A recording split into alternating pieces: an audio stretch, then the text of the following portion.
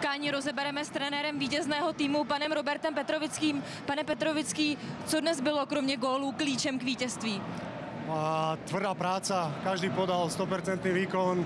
Hrali sme múdro, hlavne tú poslednú tretinu. Myslím, že tých 20 minút sme odohrali veľmi dobre. Samozrejme super tlačil, ale celý manča si zaslúži ako pochvalu za to, jak sme odohrali ten záver tej poslednej časti toho zápasu.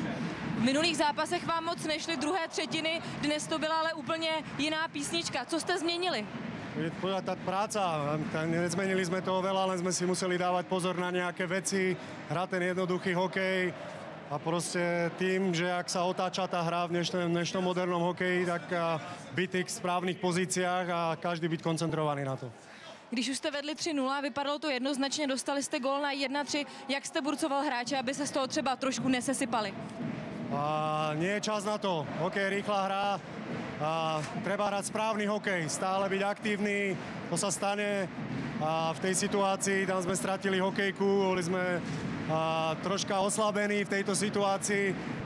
To sa stane, ale pokračovali sme v aktívnej hre a to bolo možno kľúčom k tomu. V průběhu zápasu jste přišli o Karla Pláška, máte už nějaké informace, jak to s ním vypadá?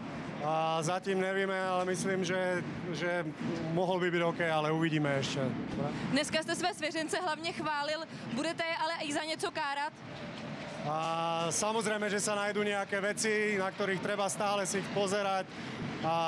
My chceme držať ten náš plán, koncentrovať sa na ten ďalší deň, na ten ďalší trénink, na ďalší zápas. Na čem budete asi nejvíc pracovat? Jsou to přesilovky, protože ty vám za stolik nevycházejí pořád.